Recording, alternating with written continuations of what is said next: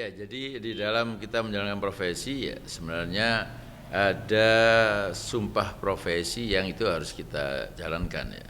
Artinya bukan hanya di profesi kedokteran saja, di semua profesi gitu. Terus kemudian kalau kita bicara sumpah dokter, 12 item yang ada dalam sumpah dokter itu kemudian diterjemahkan di dalam sebuah bagian yang namanya Kode Etik Kedokteran Indonesia.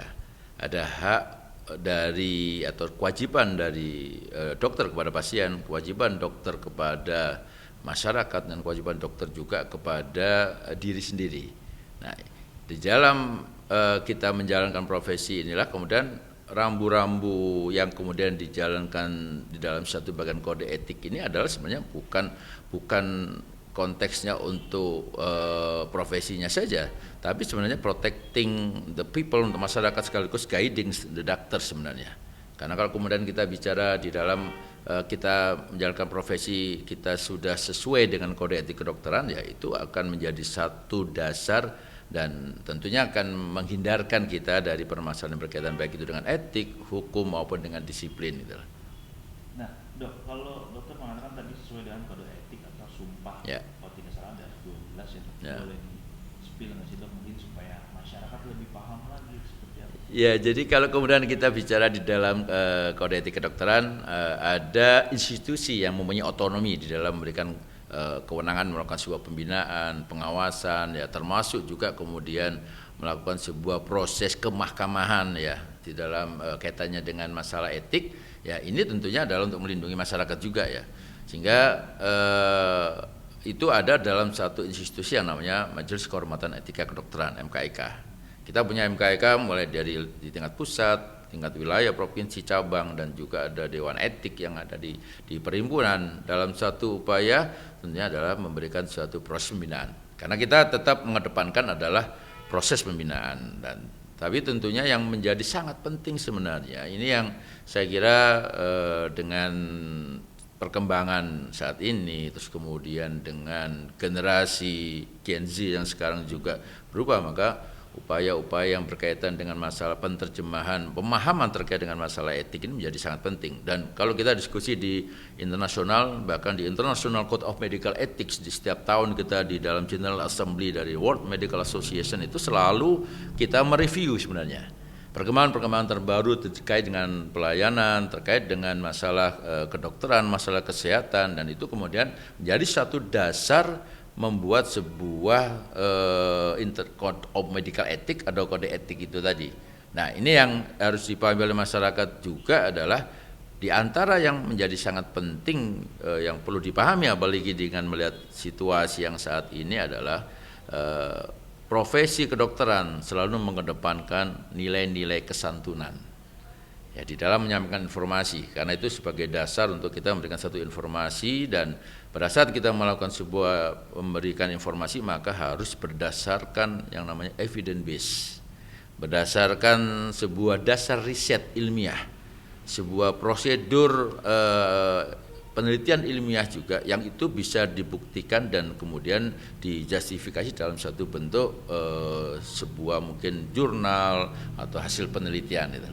Itu yang kemudian menjadi satu dasar kita untuk memberikan satu mengedukasi ya kepada masyarakat. Dan yang paling penting juga sebenarnya di dalam kode etik itu ada namanya nilai spiritual alignment di dalam profesi, yaitu apa? Nilai kesejawatan. Bagaimana di antara teman sejawat harus tetap kemudian saling melindungi, maka disebutkan di situ saya akan perlakukan teman sejawat saya seperti saudara kandung. Itu adalah sebuah nilai yang saya kira harus ditanamkan dan dilakukan juga ya di setiap aktivitas kita selama kita menjalankan aktivitas profesi dokter. Nah, Dok, yang ramai adalah case skincare. Pertanyaan singkat dari masyarakat adalah, boleh nggak sih dokter berjualan? Ya, jadi ini yang selalu kemudian kita ingatkan kepada teman sejawat sekalian. Dalam konteks sebuah edukasi, ya, edukasi saya kira menjadi sangat penting ya, apalagi sekarang dengan demand yang luar biasa daripada masyarakat, maka memberikan satu edukasi kepada masyarakat berkaitan dengan kesehatan, berkaitan dengan apalagi sekarang tren di dalam dunia kesehatan, apalagi kalau udah bicara tentang estetik, skincare ya, yang begitu banyak yang ada di masyarakat, maka tentunya masyarakat akan mencari referensi utama, dan kami selalu menyampaikan masyarakat tentunya mendapatkan referensi utama dari yang punya kompetensi di dalam menjelaskan itu. Seorang edukator boleh melakukan sebuah edukasi dalam kaitan itu, tapi pada saat kemudian, tapi tentunya apa yang disampaikan tentunya harus berdasarkan evidence base ya, berdasarkan sebuah riset ya, berdasarkan sebuah hasil penelitian yang memang bahkan kalau perlu sudah terpublikasi, ini sebagai dasar pertanggungjawaban profesi gitu, kepada masyarakat gitu. Dan yang menjadi sangat penting juga adalah pada saat kemudian seorang dokter kemudian melakukan apa ya istilahnya itu, apalagi melebih-lebihkan sebuah produk ya, kemudian apalagi itu produk yang dia buat sendiri, maka itu juga bisa berpotensi bermasalah etik gitu, karena kita harus tetap menjaga profesi kita ya dengan nilai etik ya, dan tentunya apa yang kemudian harus disampaikan kepada masyarakat itu adalah benar-benar sebuah pertanggungjawaban profesi.